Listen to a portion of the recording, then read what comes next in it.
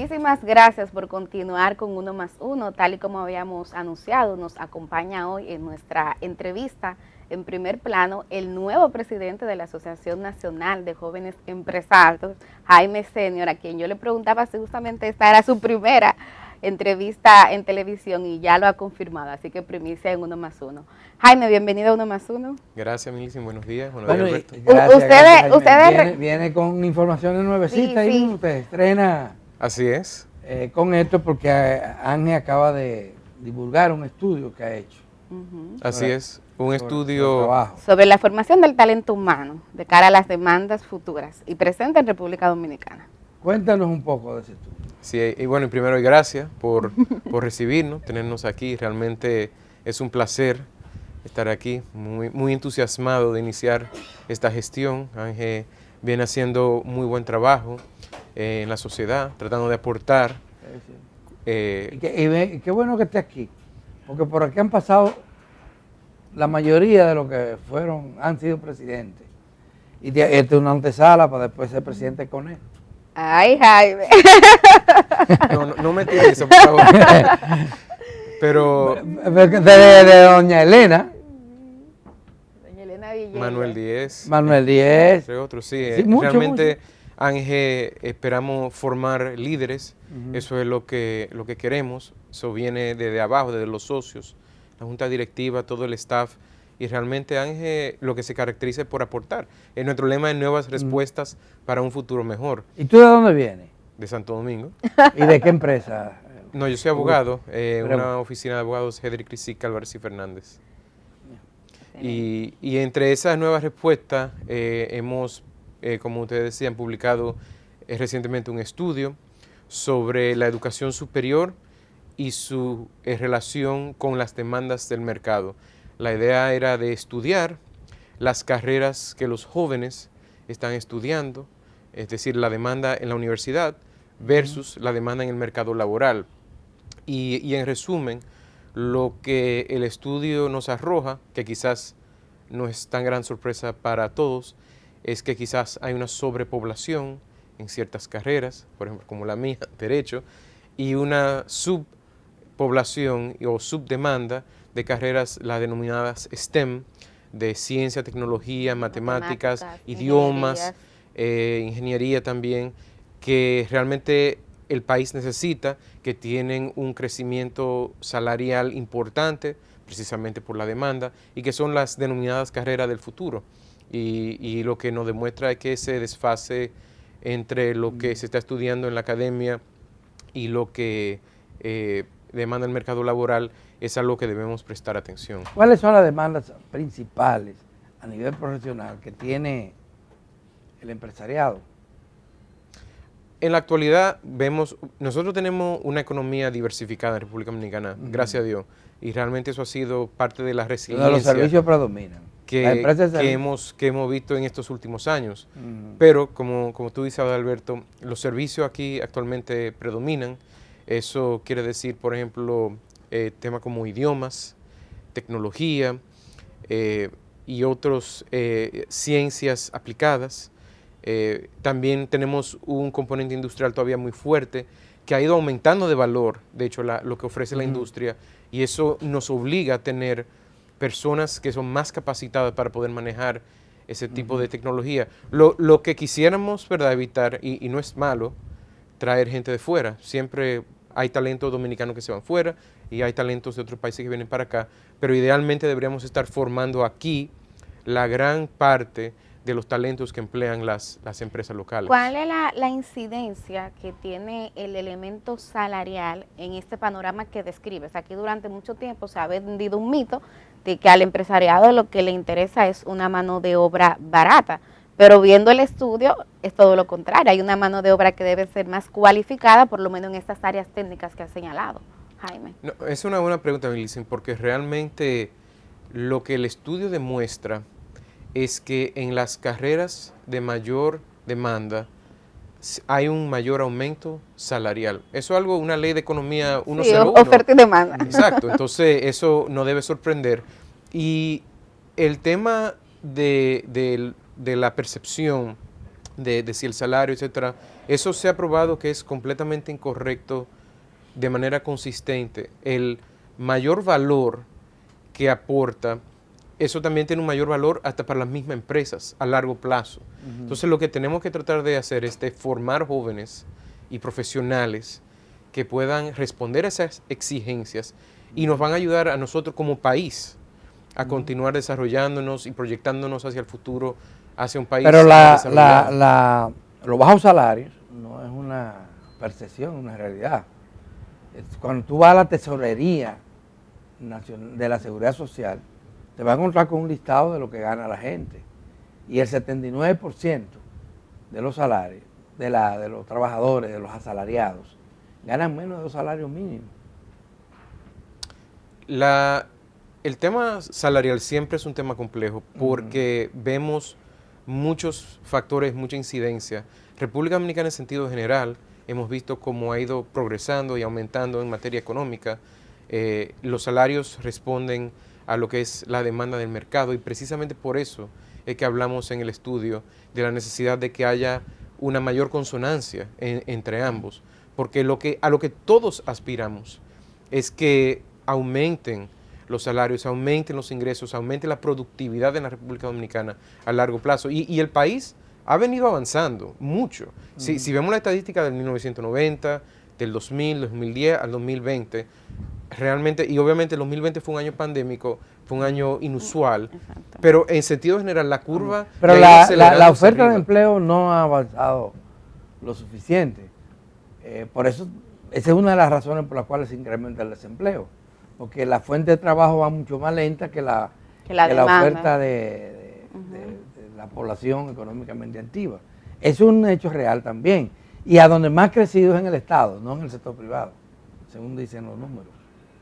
Pero por eso mismo es lo que quisiéramos aportar con el estudio, precisamente para instar a las universidades a que se adapten. Pero hablando, perdón Alberto, porque mencionas universidades, y ahí yo quisiera como que también Jaime pudiera compartir una perspectiva de género.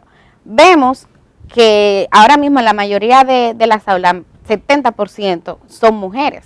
Y cuando tú revisas la lista de egresados y egresadas, las mujeres se gradúan más y con mejores notas. Pero en el estudio habla de que justamente en las carreras donde se paga menos es que hay más mujeres.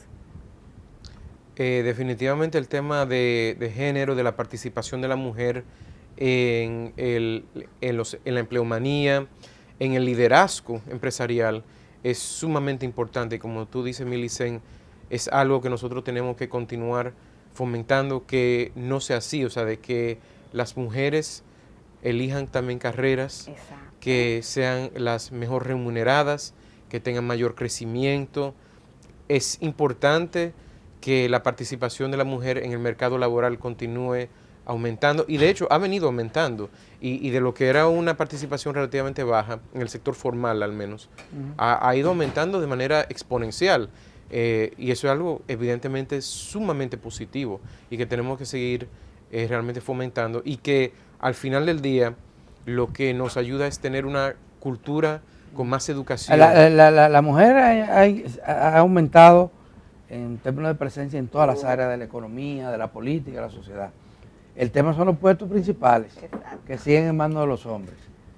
Por ejemplo, tú tienes el caso financiero. La mujer, es 63% de quienes trabajan en los bancos son mujeres. Pero hay una sola banquera, y es del banco de la mujer, ¿verdad? Qué maña fuera. O sea, tenemos problemas serios para llegar a los cargos importantes. De vicepresidenta no pasan. En el año 2021, de hecho, el Banco Mundial realizó un estudio en el cual en América Latina y el Caribe demostraba que solo en 11% de las empresas el cargo de gerente principal estaba en manos de una mujer. Eso realmente es lamentable, eso es una cifra demasiado baja. Nosotros no lo vamos a cambiar de la noche a la mañana, pero realmente como jóvenes empresarios nosotros apostamos a continuar tienen eso en su agenda. Totalmente, eso es uno de los puntos principales de la agenda, eso es positivo. De impulsar el liderazgo femenino, empresarial y gremial.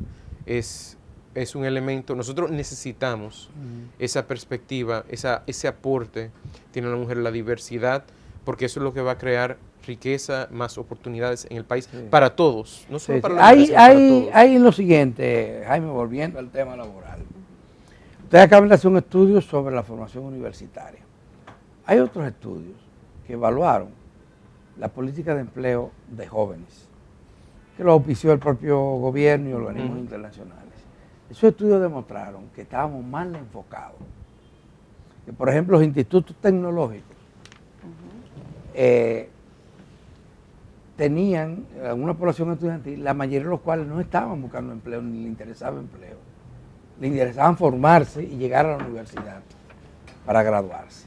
Y teníamos situaciones como el Infotet, que es el organismo por excelencia de formación de mano de obra rápido, de técnicos, de profesionales, que limitaba la formación de aquellos que habían desertado de las escuelas públicas por múltiples razones, una de ellas económica. Y lo limitaba porque el Infotet requería un 8º curso como grado para ingresar a cualquiera de los cursos. Eso lo han ido modificando un poco. Pero lo cierto es que tenemos serios problemas para el empleo juvenil y el primer empleo, el segundo, el tercero, pero a nivel de estos sectores más populares en el país. Y la oferta de formación y de ingresos limitados. La inserción de los jóvenes de todo tipo de formación en el mercado laboral es sumamente importante. Eso, de hecho, nosotros trabajamos en un proyecto de primer empleo que ha sido debatido en el Congreso. Hemos visto como recientemente, por ejemplo, el Ministerio de la Juventud ha hecho ferias de empleos. Yo creo que los temas que ustedes señalan, al final esto vuelve todo a una palabra, que es educación. Eso fue, el 4% por la educación fue una gran conquista, fue algo muy positivo. Tenemos que enfocarnos en educación ahora de calidad, porque eso es a largo plazo lo que nos va a dar esos dividendos como país que necesitamos. Entonces, esa es la palabra, es educación de calidad. Bueno, no es solo invertir en educación, sino invertir en la educación enfocada en lo que nos va a dar mejores resultados como país. Pero parece que justamente uno de los problemas, y uno lo deduce leyendo el estudio de ustedes, Jaime, es que República Dominicana es de los países que menos está invirtiendo en esa formación a nivel universitaria. Veía que mientras en América Latina el promedio es 1%, aquí es de 0.4%. Entonces no es solamente que hay pocas ofertas, es que no se está invirtiendo lo necesario en esa formación. No, en definitiva, la inversión tiene que aumentar, tenemos que ser más enfocados y precisamente el estudio que mencionamos, eso es lo que esperamos también que ayude a decir, bueno, a que las políticas públicas que se diseñen de inversión, por aquí, claro. en vez de invertir en todo, enfoquémonos en invertir en lo que va a crear mayor valor. De eso cuando hablamos de educación de calidad, y especialmente en la educación superior, de eso es lo que hablamos, de enfocarnos en invertir en lo que va a crear mayor valor, en lo que va a dar mayores oportunidades a los jóvenes, en lo que va a ayudarnos como país. Pero hay un estigma ahí, porque uno ve, por ejemplo, que en otros países no toda la juventud aspira a ir a una universidad. Hay muchas personas que se decantan por formación técnica. Aquí, Adalberto mencionaba el Infotet, también está el Instituto Técnico Superior, que está en San Luis, pero hay como un estigma social, de que nadie quiere ser técnico, todo el mundo quisiera ser licenciado o doctor. Tú tienes razón en el sentido de que la educación puede abarcar múltiples diferentes aspectos y puede ser, y la educación técnica, de hecho, para un país como República Dominicana, debe ser de principal importancia, porque tenemos a muchas personas que tienen una educación básica todavía relativamente limitada por lo que han sido las deficiencias históricas que hemos tenido, y lo que debemos aspirar es que eso lo vayamos eliminando, pero eso no se elimina de la noche a la mañana, entonces tenemos que tener planes corto, mediano y largo plazo. Y a corto y mediano plazo, definitivamente, que se remueva el estigma de la educación técnica o de no tener una educación superior universitaria. Es muy importante porque la educación técnica es, en todos los países del mundo se ha demostrado que es una puerta importante a la clase media y de aumentar la riqueza del país. Jaime, Ángel. Pilares de Ángel ha jugado un papel importante en la discusión de muchos temas de interés global. La calidad de la democracia, los avances en la democracia, la lucha contra la corrupción. ¿Ahora en qué está? En ese sentido. Bueno, para los que no conocen, ANGE es la Asociación Nacional de Jóvenes Empresarios. O sea, ahí en el título está asociación, que somos un gremio nacional, y obviamente aglomeramos a los jóvenes empresarios. No representamos a ningún sector ni a ninguna empresa en particular, sino a los jóvenes empresarios de manera transversal.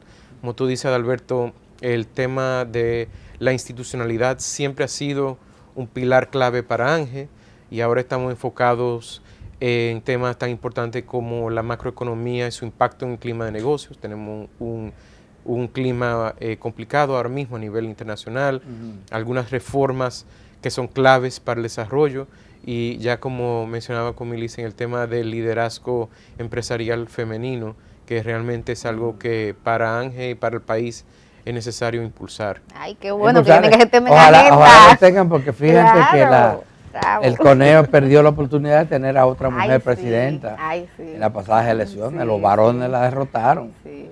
La derrotaron. Y una mujer con tantas luces, ¿verdad? Como la pasada candidata. Bueno, pero el tema de la calidad de la democracia y de la institucionalidad, ¿cómo ve el país? En esos temas. En ese sentido. ¿Tú crees que estamos avanzados, estamos estancados? No. ¿O estamos retrocediendo en materia de transparencia, de lucha contra la corrupción, de fortalecimiento institucional de los poderes públicos y de las instituciones públicas? No, en definitiva hemos venido avanzando durante los últimos años en esa materia. Hemos visto que se han reforzado una serie de instituciones y de legislaciones en la materia, pero falta mucho por hacer todavía. Eso no es un cambio que se puede hacer de la noche a la mañana. Tenemos importantes retos adelante, tenemos todavía deficiencias en tan importantes organismos como la Cámara de Cuentas, tenemos una Dirección General de Compra y Contratación. ¿Qué hay que hacer con la Cámara de Cuentas?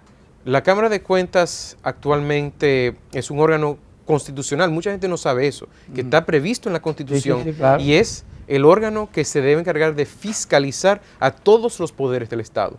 O sea, realmente la Cámara de Cuentas es nuestro órgano esencial, o debe jugar un rol esencial en asegurar que la ejecución presupuestaria del Estado se lleve a cabo de manera correcta. Lamentablemente la ley que le da las atribuciones particulares a la Cámara de Cuentas no establece ningún tipo de sanción o poder real para la Cámara para obtener esa información. No deja muy claro el tema de las auditorías. Hay que modificar esa ley. Esa ley hay que modificarla, y igualmente el proceso de selección de los miembros, mejorarlo. Ha sido señalado por órganos nacionales, internacionales, otros países, porque al final del día no vamos a tener transparencia hasta que tengamos una Cámara de Cuentas fuerte, independiente y que pueda cumplir su función. Ahora que vuelve la Cámara de Cuentas a estar en la palestra pública, sentada en el banquillo de los acusados, se ha revelado una serie de trabas internas que tiene ese organismo que le impiden actuar. Los partidos políticos han asaltado en alguna medida ese órgano y han dejado cada uno de ellos sus cuotas ahí. Sí. Entonces vemos ahora que un presidente, a una persona puede desafiar al presidente, con razón o sin razón, y no pasa nada, o a cualquier otro de los miembros de ese organismo, y no hay posibilidad ni siquiera de cambiar, de sustituir, de que un órgano nuevo llegue, electo por el Congreso Nacional, después de muchos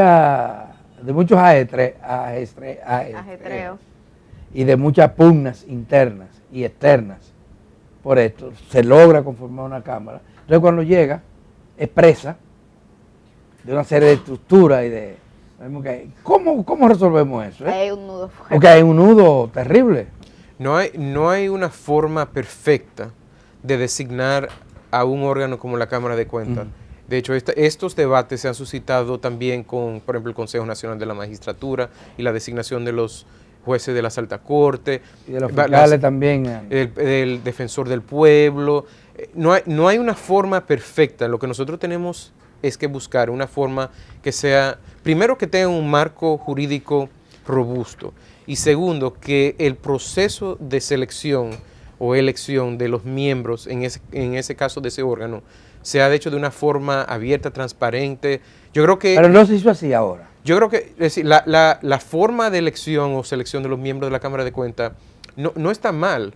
Realmente hay una participación tanto del Poder Ejecutivo como del Poder Legislativo. Es decir, hay un balance entre los poderes. Y la poderes sociedad pudo democráticos. también Hay listas públicas. Ajá. Eso está muy bien. Y realmente nosotros somos una república. Pero parece que eso no es suficiente.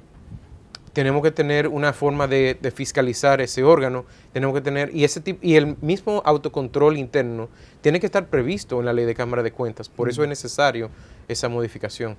Bueno, lamentablemente se acabó el tiempo, Sí. don Adalberto, pero un placer tener esta conversación Sí, con sí, Jaime sí. Senior, nuevo presidente de la Asociación Nacional de Jóvenes Empresarios. Muchas gracias. Saludos a ustedes. María Pancho, por favor. Como no se me- Y sepa que este Sí. espacio lo puede usar cuantas veces quiera. Que no Gracias. sea la Para última vez comunicarse que con el venga, ¿eh? Gracias, Milicen.